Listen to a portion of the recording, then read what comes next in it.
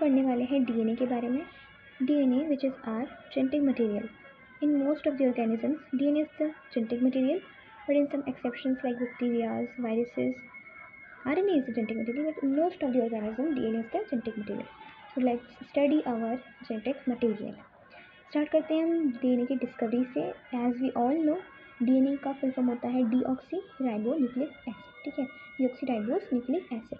तो हम डीएनए की डिस्कवरी से स्टार्ट करेंगे। तो लगभग 1869 में हमारे पास हमारे एक साइंटिस्ट थे फ्रेडरिक मिशर, ठीक है। तो इन्होंने एक्चुअली इनके पास एक पेशेंट थे, उनके पेशेंट, तो इन्होंने अपने पेशेंट का जो डिस्कार्डेड बैंडेज था, उनकी आई थिंक उनके पेशेंट का हाथ या तो कोई बीमारी हुई होगी, डिजीज़ हुई होगी, तो उनके पेशेंट के हाथ पे पस था, तो उन्होंने उसके ऊपर बैंडेड लगाया था। तो जब उन्होंने उस बैंडेड को रिमूव करा था, उन्होंने उसको पिघ गया था, ठीक है।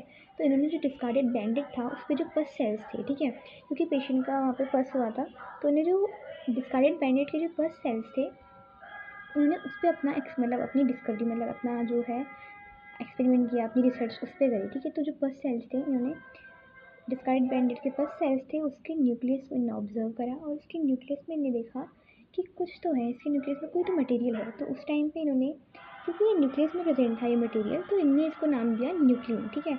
इन्होंने इसको नाम दिया न्यूक्लिन, क्योंकि ये न्यूक्लियस के अंदर प्रेजेंट था। उन्हें ये नहीं पता कि क्या है, बट उन्हें पता था कि हाँ कुछ न्यूक्लियस के अंदर मटेरियल है, तो उन्होंने इसका नाम दिया था न्यूक्लिन, ठीक है। उसके बाद आफ्टर कुछ टाइम बाद 1889 में आई थिंक, तो जो बाद में जो ऑल्टमैन थे हमारे पास, तो उन्होंने कहा कि जो ये न्यूक्लिन जिनको नाम दिया था फ्रेडरिक मिशर ने, तो ये न्यूक्लिन का जो नेचर होता है ये एसिडिक होता है, ठीक है, ये एसिडिक नेचर का होता है, तो इसलिए इसका नाम उन्होंने फिर न्यूक्लिक एसिड रख दिया, ठीक है। न्यूक्लिन था पहले नाम, तो ये इसका नेचर था एसिडिक, तो इसलिए इसका नाम न्यूक्लिक एसिड पड़ गया, ठीक है। तो न्यूक्लिक एसिड हमने नाम दिया, ठीक है। तो हम ये कह सकते हैं कि nucleic acid is the genetic material because RNA और DNA दोनों में न्यूक्लिक एसिड होता है, ठीक है। तो हम वैसे ही कह सकते हैं, बट DNA, तो बेसिकली हम कह सकते हैं कि DNA is a type of nucleic acid, DNA is a type of nucleic acid, ठीक है। अब देखते हैं कि डीएनए में थोड़ा सा इसके नाम में चलते हैं। देखो डीएनए का मतलब होता है डीऑक्सीराइबोस न्यूक्लिक एसिड।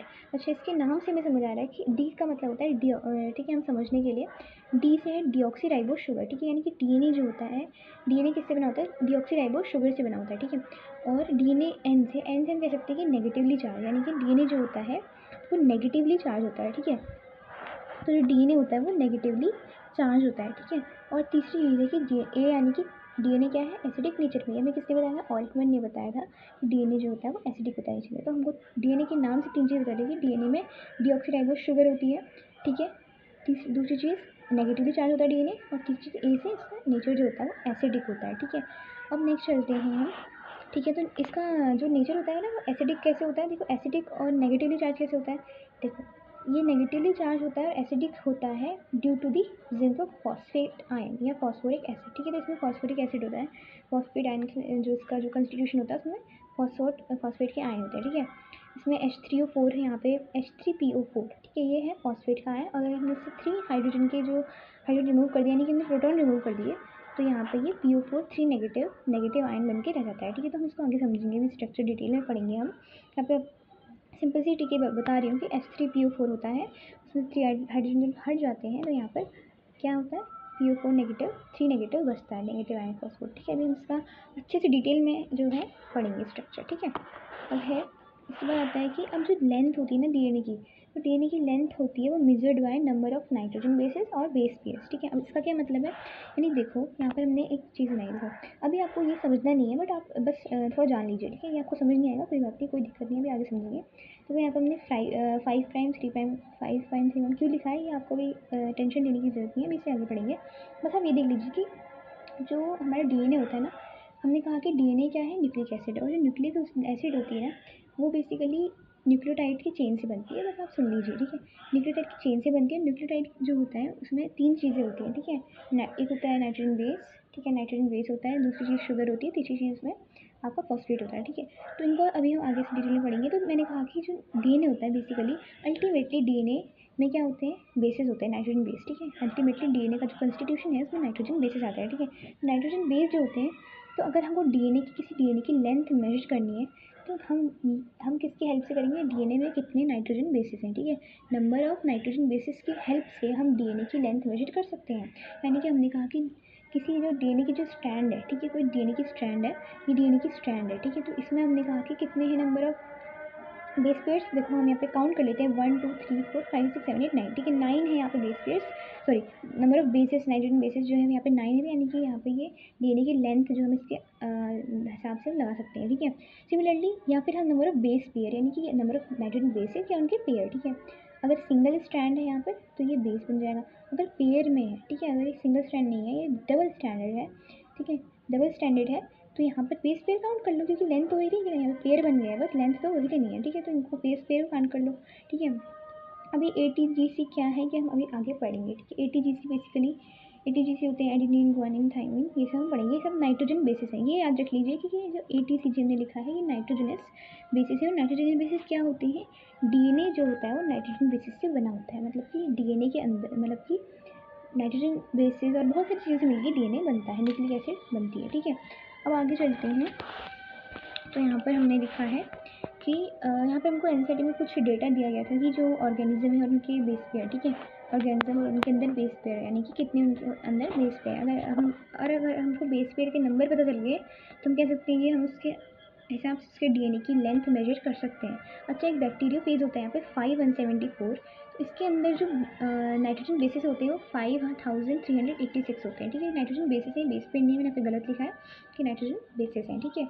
उसके बाद एक बैक्टीरियोफेज होता है लैम्डा, ठीक है, तो उसमें जो बेसिस पेयर होते हैं वो होते हैं 48502, ठीक है, यहाँ पे ये कुछ डेटा दिया गया था एनसीईआरटी में। सिमिलरली यहाँ पे जो हैप्लॉइड कंटेंट होता है ह्यूमन सेल का, ठीक है, haploid content of human cell जो होता है इसमें इतने होते हैं, कितने 3.3 × 10⁻⁹, और diploid content of human cell में इसके डबल, यानी कि इसको 2 से मल्टीप्लाई कर लेंगे तो 3.3 का 6.6 हो जाएगा, बाकी पावर जो है वो सेम रहेगी × 10⁹, ठीक है। ये आपका भी आगे जो है बायोमोलिक्यूल्स में भी काम आएगा, ठीक है, आगे जो है और में भी काम आएगा, तो क्या हमने यहाँ पे बता दिया, एनसीईआरटी में ये डेटा दिया गया है। अब आगे देखो, हमने यहाँ पे एनसीईआरटी में क्वेश्चन पूछा था कि कौन सा है इन जो डेटा दिया ना इसके आधार पर पूछा गया था कि कौन सा जो बैक्टीरिया है या कौन सा ऑर्गेनिज्म है वो उसके पास सिंगल स्टैंडर्ड डीएनए है, ठीक है। एनसीईआरटी में क्वेश्चन पूछा है कि कौन से ऑर्गेनिज्म के पास सिंगल स्टैंडर्ड डीएनए है।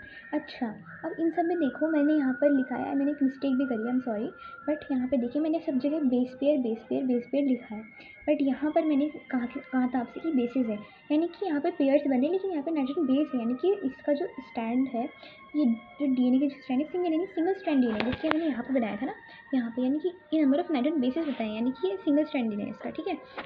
तो इस हिसाब से हम बता सकते हैं कि नंबर ऑफ नाइट्रोजन बेसिस के आधार पर हम बता सकते हैं कि डीएनए की लेंथ कितनी है और डीएनए कैसा है, ठीक है। उसके बाद आगे चलते हैं हम, तो यहाँ पे आता है आपका न्यूक्लिक एसिड, ठीक है। तो देखो हमने कहा था DNA is a type of nucleic acid, हमने कहा था कि डीएनए क्या होता है, न्यूक्लिक एसिड है, DNA is a type of nucleic acid, ठीक है, DNA is a type of nucleic acid. अब न्यूक्लिक एसिड जो है ना वो बेसिकली किससे बना होता है, तो एक न्यूक्लिक एसिड जो बना होता है वो चेन ऑफ न्यूक्लियोटाइड से बना होता है, ठीक है।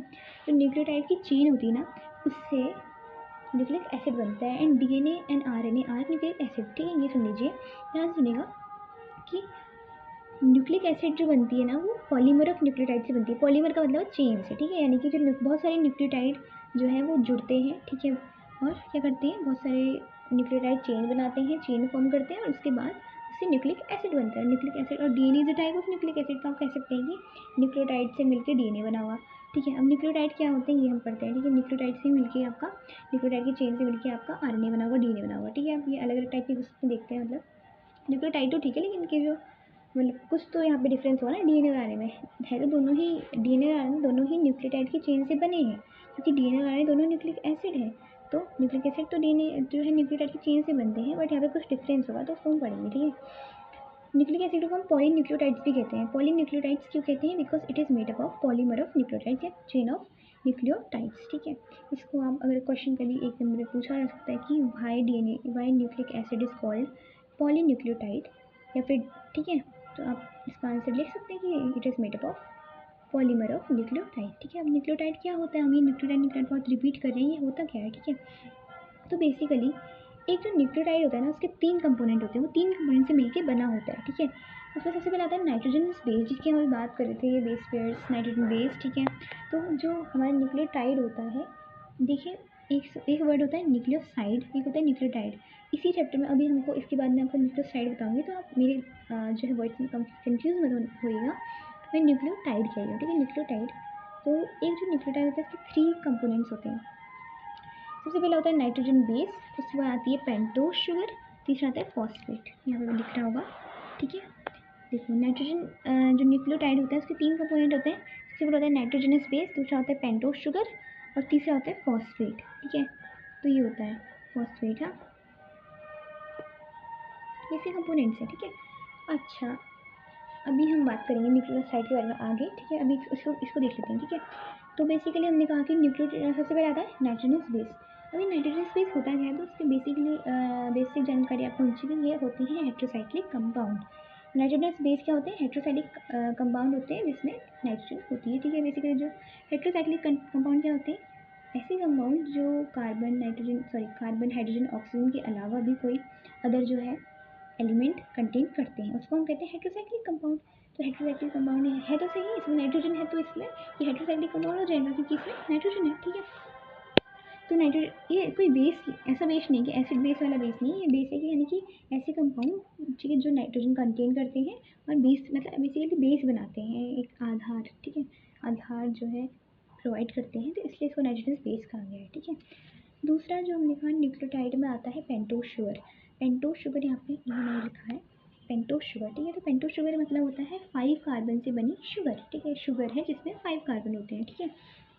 और भी चीज़ें होती है लेकिन शुगर, इसका नाम पेंटोज शुगर इसलिए शुगर दैट कंटेन्स 5 कार्बन।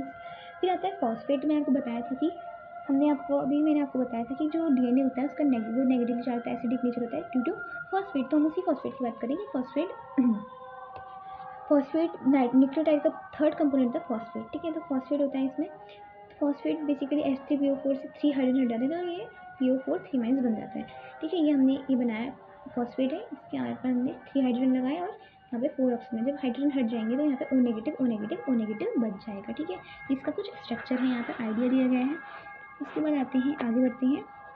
अब देखो सबसे पहले हमने कहा था कि अभी तक हमने देखा कि न्यूक्लियोटाइड के 3 कंपोनेंट्स होते हैं, nitrogenous base, pentose sugar and phosphate, ठीक है। अब सबसे पहले हम बात करेंगे नाइट्रोजनस बेस की। तो जो नाइट्रोजनस बेस होते हैं ना, ये 2 टाइप के होते हैं, ठीक है। एक होते हैं प्यूरिन बेसिस, एक होते हैं पिरामिडिन, ठीक है। प्यूरिन और पिरामिडिन, यहाँ पे दिख रहा होगा प्यूरिन और पिरामिडिन, ठीक है। तो ये जो प्यूरिन होता है बेसिकली ये क्या है, प्यूरिन और पिरामिडिन ये नाइट्रोजन बेसिस के टाइप्स हैं, ठीक है। प्यूरिन बेसिस और पिरामिडिन बेसिस, ठीक है। तो प्यूरिन जो होते हैं ना, ये होते हैं आपके, प्यूरिन में आपके एग्जांपल पहले देख लेते हैं, एडिनिन और ग्वानिन, ठीक है। आपने इनके नाम पढ़े भी होंगे, अपने 11th बायोमॉलिक्यूल्स में पढ़ा होगा एडिनिन और ग्वानिन, ठीक है। तो एडिनिन और ग्वानिन जो होते हैं प्यूरिन बेसिस होते हैं। और साइटोसिन, यूरेसिल और थाइमिन, ठीक है। साइटोसिन, यूरेसिल और थाइमिन ये क्या होते हैं, ये पिरामिडिन बेसिस होते हैं, ठीक है। तो यानी कि एडिनिन ग्वानिन आपके प्यूरिन बेसिस होते हैं और साइटोसिन, यूरेसिल और थाइमिन आपके पिरामिडिन बेस होते हैं, ठीक है। इसको याद रखिएगा, ठीक है। इसको ए से दर्शाते हैं, इसको जी से, ठीक है। जैसे मैंने आपको यहाँ पे दिखाया था एटीजीसी जो वहाँ पर डीएनए के स्ट्रैंड में हमने यहाँ पर लिखा था ना, ये यही चीज़ है, ये बेसिस नाइट्रोजन बेसिस है, ठीक है। ओके, सो नाउ यहाँ पे आपको दिख रहा होगा, ठीक है। आई होप आपको दिख रहा होगा, ये यहाँ पे हमने स्ट्रक्चर ड्रॉ करा है, ठीक है। हम आपको एक्सप्लेन करते हैं, आपको समझ आ जाएगा। देखो जो हमारा नाइट्रोजन बेस है, हमने कहा 2 टाइप के होते हैं, एक होता है प्यूरिन बेसिस और एक होता है पिरामिडिन बेसिस है। हमने कहा इसके एग्जांपल एडिनिन ग्वानिन, इसके एग्जांपल साइटोसिन, यूरेसिल, थाइमिन, ठीक है। जो हमारे डीएनए होता है ना, डीएनए में हमारे जो नाइट्रोजन बेसिस पाए जाते हैं वो एडिनिन, थाइमिन, ग्वानिन और साइटोसिन पाए जाते हैं, ठीक है। दोनों ही पाए जाएंगे, प्यूरिन भी पाए जाते हैं, पिरामिडिन पाए जाते हैं, ठीक है, डीएनए में। तो ठीक है, तो डीएनए में एडिनिन ग्वानिन होते हैं, साइटोसिन और थाइमिन होते हैं, ठीक है। लेकिन जो आरएनए होता है उसमें एडिनिन ग्वानिन साइटोसिन तो होते हैं, लेकिन थाइमिन की जगह पर यूरेसिल होता है, ठीक है। अभी हम इसको पढ़ेंगे, ठीक है, आपको आ जाएगा अभी, ठीक है। तो डीएनए में क्या होता है, एटीजीसी यानी कि एडिनिन, थाइमिन, ग्वानिन और साइटोसिन। और आरएनए में एयूजीसी यानी कि एडिनिन, यूरेसिल, ग्वानिन और साइटोसिन, ठीक है। यानी कि आपको बस यूरेसिल की जगह थाइमिन, डीएनए में थाइमिन होता है और आरएनए में यूरेसिल होता है, ठीक है, किसमें, नाइट्रोजन बेस में, ठीक है। तो अब इसको देखेंगे आगे। तो हमने कहा कि नाइट्रोजन बेस जो होते हैं वो 2 टाइप के होते हैं, प्यूरिन और पिरामिडिन, हाँ पिरामिडिन, ठीक है। तो अच्छा, तो जो हमारे प्यूरीन बेसिस होते हैं ना, अब इसका स्ट्रक्चर देखते हैं आइए। तो ये बेसिकली प्यूरीन जो होते हैं हमारे 9 मेंबर, जो प्यूरीन क्या बेसिकली कंपाउंड ही हुए ना एक तरफ से हेट्रोसाइक्लिक कंपाउंड है, ठीक है। तो ये जो होती है 9 मेंबर रिंग होती है, ठीक है। प्यूरीन में आपकी 9 मेंबर रिंग है, ठीक है, यानी कि ये रिंग है, ये 9 है, ठीक है। देखो 1 2 3 4 5 6 7 8, ठीक है, 9, हाँ 1 2 3 4 5 6 7 8 9, ठीक है। नंबरिंग भी करनी है, इसलिए आप याद रख सकते हैं कि प्यूरीन में 9 मेंबर रिंग होती है, और जो पिरामिड होता है इसमें सिंगल मतलब कि 6 मेंबर रिंग होती है, एक रिंग होती है, इसमें 2 रिंग है बेसिकली, रिंग 2 है, मेंबर 9 है, ठीक है। और इसमें 6 मेंबर रिंग यानी कि रिंग 1 है और 6 मेंबर की रिंग होती है, सिंगल रिंग है मतलब ये डबल रिंग है, ठीक है। प्यूरीन में डबल रिंग होती है, सिंगल रिंग होती है, इसमें 9 मेंबर्स हैं और इसमें 6 मेंबर्स हैं, ठीक है। अच्छा, अब हम देखते हैं कि नाइट्रोजन की जो पोजीशन है वो क्या है। नाइट्रोजन की पोजीशन देखते हैं तो अच्छा, इसकी नंबरिंग जो है वो कैसे करनी है। देखो ये जो प्यूरीन बेसिस में आप अगर ध्यान देंगे, मैं पे जूम करती हूँ, प्यूरीन, ठीक है, प्यूरीन बेसिस में आप ध्यान दीजिएगा। देखो प्यूरीन बेसिस में नंबरिंग आपको करनी है, पहले जो बड़ी वाली रिंग है यानी कि जो 6 मेंबर वाली रिंग है, यहाँ पे ये बड़ी वाली रिंग है ना, इसमें आपको एंटी क्लॉकवाइज वो करनी नंबरिंग, और इसमें यहाँ से क्लॉकवाइज करनी है। वैसे इतना कुछ यहाँ पे ध्यान देने मतलब इतना भी वो नहीं है, आप नंबरिंग यहाँ पे मैं बता देती हूँ, उसकी नंबरिंग ऐसे करनी है। देखो 1 2 3 4 5 6, 1 2 3 4 5 6 7 8 9, ठीक है, आपको दिख रहा होगा यहाँ पे।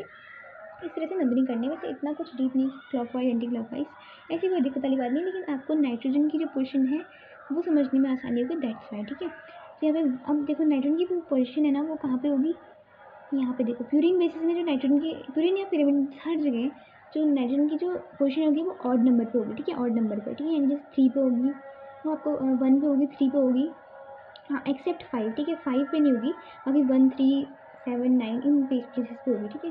मतलब 5 को छोड़ के हर ऑड नंबर पे जो है नाइट्रोजन की पोजीशन होगी, ठीक है। नाइट्रोजन की पोजीशन कहाँ पे होगी, एवरी ऑड पोजीशन एक्सेप्ट 5, ठीक है, 5 को छोड़ के हर जगह पे, ठीक है। देखो 1 पे नाइट्रोजन लगा होगा, 3 पे नाइट्रोजन लगा होगा, 5 पे नहीं लगा होगा, ठीक है, 7 पे लगा होगा, 9 पे लगा होगा, तो यानी 4 जगह 1 यहाँ पे जो पोजीशन है वो क्या है 1 3 7 9, ठीक है।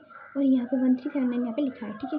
और पिरामिड में क्या है, देखो यहाँ पे ये तो 6 मेंबर रिंग है, तो इसमें तो 7 9 आएंगे नहीं, तो यहाँ पे 1 और 3, ठीक है, 5 पे नहीं होगा, हाँ 1 और 3 पे, ठीक है। तो आप ऐसे भी कह सकते हो कि प्यूरीन में जो नाइट्रोजन की पोजीशन होती है वो 1 3 7 9 होती है और इसमें 1 3 होती है, ठीक है, ऐसे भी याद रख सकते हैं, या फिर आप मैंने बता दिया कि हर ऑड पोजीशन पे एक्सेप्ट 5, ठीक है। अच्छा, हमने कहा कि डीएनए जो होता है इसमें आपका एडेनिन थाइमिन ग्वानिन और साइटोसिन आता है, और इसमें आपका एडेनिन यूरेसिल ग्वानिन और साइटोसिन आता है, ठीक है, यानी कि थाइमिन की जगह यूरेसिल आता है आरएनए में, ठीक है। इसको अभी आगे हम बहुत अच्छे से पढ़ेंगे, ठीक है। अच्छा, थोड़ा यूरेसिल और थाइमिन का हम वो देखते हैं स्ट्रक्चर। ये देखिए हमारे पास ये यूरेसिल का, तो पहले थाइमिन का देखते हैं, ठीक है। हमारे पास थाइमिन है, चलो ठीक है, ये थाइमिन है हमारे पास। थाइमिन क्या है, बेसिकली थाइमिन हमको पता है एक पिरामिडिन बेस है, यूरेसिल भी एक पिरामिडिन बेस है, थाइमिन भी एक पिरामिडिन बेस है, ठीक है। तो यानी कि जो नाइट्रोजन की पोजीशन होगी वो कहाँ पे होगी 1 और 3 पे, ठीक है। देखो हम नीचे से नंबरिंग स्टार्ट करें तो 1 पे नाइट्रोजन लगा है, 3 पे नाइट्रोजन लगा है, ठीक है। और यहाँ पे आप जो बीच में आप लगा दो ऑक्सीजन ऑक्सीजन, ठीक है। अब देखिए यहाँ पर लगा है CH3 ग्रुप, ठीक है। तो ये है एक थाइमिन का स्ट्रक्चर, थाइमिन का स्ट्रक्चर। अच्छा, इससे अगर हम ये CH3 ग्रुप रिमूव कर देंगे ना, अगर हमने इससे CH3 ग्रुप हटा दिया तो ये बन जाता है यूरेसिल, ठीक है। हमने थाइमिन से CH3 ग्रुप रिमूव कर दिया तो ये बन जाता है यूरेसिल, ठीक है।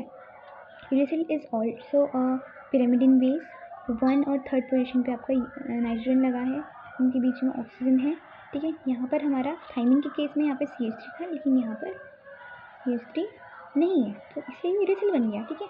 ये ऐसे भी देख सकते हो, यूरेसिल है, ये यूरेसिल का स्ट्रक्चर है। हमने यहाँ पर sorry at the fifth position हमने CH3 लगा दिया, तो ये क्या बन गया थाइमिन बन गया। थाइमिन का एक दूसरा नाम है 5 मिथाइल यूरेसिल, ठीक है, 5 मिथाइल यूरेसिल, क्योंकि फिफ्थ ये यूरेसिल था ना, यूरेसिल है, यूरेसिल की फिफ्थ पोजीशन में हमने मिथाइल लगा दिया, तो इसलिए 5 मिथाइल यूरेसिल इसका एक और नाम है थाइमिन का, ठीक है, जस्ट थाइमिन ही कहते हैं। बट एक क्वेश्चन आ सकता है MCQ की, थाइमिन का अदर नाम क्या है, ठीक है। तो 5 मिथाइल यूरेसिल, ठीक है, यानी कि फिफ्थ पोजीशन में हमने क्या लगा दिया CH3 लगा दिया, ठीक है। तो हमने क्या कहा कि यूरेसिल का स्ट्रक्चर ये है, अगर हमने यहाँ पर एक CH3 लगा दिया फिफ्थ पोजीशन पे तो ये बन जाता है थाइमिन, ठीक है। इतना ही डिफरेंस है इनके स्ट्रक्चर में, ठीक है। अभी हम आगे बढ़ते हैं, उसके बाद आइए हमने क्या पढ़ा अभी तक, हमने कहा कि जो न्यूक्लिक एसिड होती है वो न्यूक्लियोटाइड से बनी होती है, चेन ऑफ न्यूक्लियोटाइड से, पॉलीमर ऑफ न्यूक्लियोटाइड से। अब न्यूक्लियोटाइड के हमने 3 कंपोनेंट देखे, नाइट्रोजनस बेस, ठीक है, फिर दूसरा हमारे पास आएगा पेंटोस शुगर। हम पेंटोस शुगर के बारे में पढ़ते हैं, ठीक है। नाइट्रोजन बेस हमने कहा था दो टाइप के होते हैं, प्यूरिन और प्राइमरीन, ठीक है।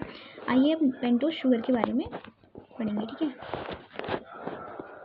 पेंटोस शुगर देखो, पेंटोस शुगर भी दो टाइप की होती है, ठीक है। एक होती है राइबोस शुगर और एक होती है डीऑक्सीराइबोस शुगर, ठीक है। यानी कि जो आरएनए का स्ट्रक्चर होता है ना, इसमें राइबोस शुगर पाई जाती है, और जो डीएनए का स्ट्रक्चर होता है ना, उसमें डीऑक्सीराइबोस शुगर पाई जाती है, ठीक है। इतना तो हमको याद करने की जरूरत नहीं, क्योंकि हमको इतना सिंपल में समझ आ रहा है कि ribonucleic acid is the full form of RNA, तो यहाँ पे राइबोस शुगर पाई जाएगी। एंड डीएनए की फॉर्म होती है डीऑक्सीराइबोन्यूक्लिक एसिड, तो यहाँ पर क्या पाया जाएगा, बेसिकली यहाँ पर डीऑक्सीराइबोस शुगर पाई जाएगी डीएनए में, ठीक है। हाँ, डीएनए ज़्यादा स्टेबल होता है, आरएनए कम स्टेबल होता है, ठीक है। इसको समझेंगे कैसे होता है, ठीक है। आइए देखते हैं, यहाँ पर हम स्ट्रक्चर और देखेंगे। आई होप आपको ये दिख रहा होगा, क्लियर होगा। ये मैंने बनाया है यहाँ पे राइबोस शुगर का स्ट्रक्चर, यहाँ पे बनाया है डीऑक्सीराइबोस शुगर का स्ट्रक्चर। आइए इसको अच्छे समझते हैं, ठीक है, कंफ्यूज नहीं होना। देखो मुझे थोड़ा बड़ा आना चाहिए था इसको, इट्स ओके। ये है यहाँ पर राइबोस शुगर, ठीक है। राइबोस शुगर मैंने आपको कहा था ये क्या है, basically ribose sugar pentose sugar तो है, पेंटोस शुगर का टाइप है राइबोस शुगर, ठीक है। पेंटोस शुगर यानी कि 5 कार्बन से बनी शुगर दैट कंटेन्स 5 कार्बन। तो आप कहोगे कि अभी 5 कार्बन कहाँ है, अच्छा ठीक है, अभी तो आपको दिख रहा है, बट वैसे अगर आप सिंगली दूर से देखेंगे तो ये 5 यहाँ पे रिंग है, लेकिन यहाँ पे ऑक्सीजन लगा है, 5 कार्बन चेन का है, ठीक है। तो अब देखिए यहाँ पे बेसिकली ये एक 5, ठीक है, यहाँ पे 5 मेंबर रिंग है, ये यहाँ पे ऑक्सीजन लगा है, ठीक है। ये हो गया। अब यहाँ पर देखो फर्स्ट क्वेश्चन में ये है कार्बन 1, कार्बन नंबर 1, ये कार्बन नंबर 2, ये कार्बन नंबर 3, ये कार्बन नंबर 4, यहाँ पर है कार्बन नंबर 5, इसको बताऊंगी अभी, ठीक है। अब आप बोलोगे कार्बन 1 2 3 4 के ऊपर ये डैश क्यों लगा है, ये डैश बेसिकली इसको कहते हैं कार्बन नंबर 1 प्राइम, यानी कि C1 prime, C2 prime, C3 prime, C4 prime, C5 prime. ये प्राइम क्यों बोल रहे हैं, प्राइम इसलिए बोल रहे हैं क्योंकि हमारे पास जो नाइट्रोजन बेस है ना, उनमें भी कार्बन है, तो हम उनको कार्बन 1 2 बोल सकते हैं, लेकिन फिर हम कंफ्यूज जाएंगे कि हम नाइट्रोजन बेस की बात कर रहे हैं या हम राइबोस शुगर की बात कर रहे हैं, तो इसीलिए हमने इसके ऊपर प्राइम लगा दिया, ठीक है। कार्बन में कंफ्यूज नहीं होना कि नाइट्रोजन बेस से कार्बन की बात करें या राइबोस शुगर की कार्बन की बात कर रहे हैं, ठीक है। तो इसलिए हमने यहाँ पर प्राइम लगा दिया, तो कार्बन ठीक है, तो C1 prime, C2 prime, C3 prime, C4 prime, C5, ठीक है। सिमिलरली आपका डीऑक्सीराइबोस शुगर में भी यही स्ट्रक्चर बनेगा, बताते हैं, ठीक है। तो क्या है, हमने कहा कि राइबोस शुगर का स्ट्रक्चर कैसा होता है, देख एक रिंग होती है 5, ठीक है, 5 मेंबर रिंग होती है, यहाँ पर ऑक्सीजन लगा होता है, ठीक है। इसमें 5 कार्बन होते हैं, C1 prime, C2 prime, C3 prime, C4 prime और C5 प्राइम यहाँ पर है, ठीक है। अच्छा देखो हर कार्बन से यहाँ पर देखो ये कार्बन है, ठीक है, कार्बन यहाँ पे ये है, यहाँ पे जहाँ पॉइंट करा हुआ है, ठीक है। तो ये कार्बन से यहाँ पर है, ऊपर लगा होता है ऑक्सीजन, ऊपर लगा होता है हाइड्रोजन, ऊपर लगा होता है हाइड्रोजन, नीचे लगा होता है OH ग्रुप, ठीक है। जैसे यहाँ पे ये कार्बन C2 प्राइम है, यहाँ पर लगा होता है हाइड्रोजन, यहाँ पर लगा होता है OH, यहाँ पे मैंने दर्शाया नहीं है लेकिन वैसे यहाँ पे भी है, ठीक है। यहाँ पर हाइड्रोजन लगा है, यहाँ OH लगा है। अच्छा यहाँ पे इसमें अब C4 प्राइम में क्या है, यहाँ पे हाइड्रोजन लगा है, यहाँ पर लगा है जो C5 प्राइम है, ये देखो यहाँ पे है CH2OH, ठीक है। यानी कि ये जो यहाँ पे ये वाला कार्बन है, इसको हमने C5 प्राइम वाला नाम दे दिया, ठीक है। ये हो गया 5वां कार्बन, ये रहा, ठीक है। तो CH2OH यहाँ पर लगा होता है, ठीक है। तो हमने कहा कि जो पेंटोस शुगर होती है ये 5 कार्बन की जो है शुगर होती है, तो इसमें 5 कार्बन हमने हैं, और यहाँ पे देखो carbon 1 prime, 2 prime, 3 prime, 4 prime जो है 5वें यहाँ पे लगा है, ठीक है। यहाँ पे CH2OH लगा है, ठीक है, CH2OH यहाँ पे लगा है। ये बहुत इंपॉर्टेंट है क्योंकि ये जो है आपका फॉस्फेट से बाइंड करेगा, और ये जो C1 प्राइम है, ये वाला कार्बन है, ये आपका किससे बाइंड करेगा, नाइट्रोजन बेस से बाइंड करेगा, बताएंगे, ठीक है। सिमिलरली अब देखो, हाँ, तो मैंने कहा कि जो ये आपकी राइबोस शुगर होती है, इस पर देखो carbon 1, carbon 2, carbon 3, carbon 4, carbon 5 है, ठीक है। और यहाँ पर HOH लगा है, HOH ऐसे लगे रहते हैं, ठीक है। अच्छा जो कार्बन 2 होता है ना, ये जो ये वाला कार्बन है C2 प्राइम कार्बन है, यहाँ पे OH लगा है, बस इतना ही डिफरेंस है RNA में। ये हम RNA की बात चल रही है क्योंकि राइबोस शुगर की बात चल रही है। RNA में जो राइबोस शुगर होती है, राइबोस शुगर में यहाँ पर C2 प्राइम पे OH ग्रुप लगा होता है, लेकिन अगर हम इसको डिलीट कर दें, इस O को डिलीट कर दें, तो ये बन जाता है आपका डीऑक्सीराइबोस शुगर, ठीक है। डिलीट ऑक्सीजन यानी कि हम ऑक्सीजन को हटा रहे हैं, रिमूवल ऑफ ऑक्सीजन, ठीक है। डीऑक्सी यानी कि डिलीट कर रहे हैं, ऑक्सीजन को रिमूव कर रहे हैं। अगर हमने C2 प्राइम से यहाँ पर OH लगा था ना, यहाँ पे लगा है OH, यहाँ पर हमने ऑक्सीजन को हटा दिया, यहाँ पे H बचा है, ठीक है। तो ये सेम स्ट्रक्चर है, एकदम सेम, पूरा सेम है, कुछ भी डिफरेंट नहीं है, बस यहाँ पे H की जगह OH की जगह यहाँ पे H लगा है, ठीक है। क्योंकि हमने डीऑक्सी क्यों है, क्योंकि ऑक्सीजन को हमने रिमूव कर दिया, ठीक है। डी का मतलब होता है किसी चीज़ को रिमूव कर देना, ठीक है। तो ऑक्सीजन को रिमूव कर दिया तो बन गया डीऑक्सीराइबोस शुगर, ठीक है। यहाँ पे ये ऑप्शन क्या है, 1 ऑप्शन यहाँ पे कम है, ठीक है, एक ऑप्शन लेस हो गई। हाँ, हमने कहा कि जो ये C1 प्राइम कार्बन होता है ये आपका, अच्छा भी शुगर है, शुगर में जो C1 प्राइम कार्बन होता है ये आपको बनाता है नाइट्रोजन बेस के साथ बॉन्ड, और ये वाला जो ये C5 वाला कार्बन होता है ये बनाता है आपका किसके साथ बॉन्ड, फॉस्फेट के साथ बॉन्ड, ठीक है। हमने कहा जो कार्बन 1 प्राइम है, ये जो C1 प्राइम है, ये वाला कार्बन जो होता है ये आपको बनाता है नाइट्रोजन बेस के साथ बॉन्ड, और जो आपका, ठीक है। अभी पढ़ते हैं, देखो प्यूरिन के केस में ये नाइट्रोजन के जो 9th नाइट्रोजन है उसको बनाता है, और जो पिरिमिडिन के केस में फर्स्ट नाइट्रोजन के साथ बॉन्ड बनाता है, तो पढ़ेंगे।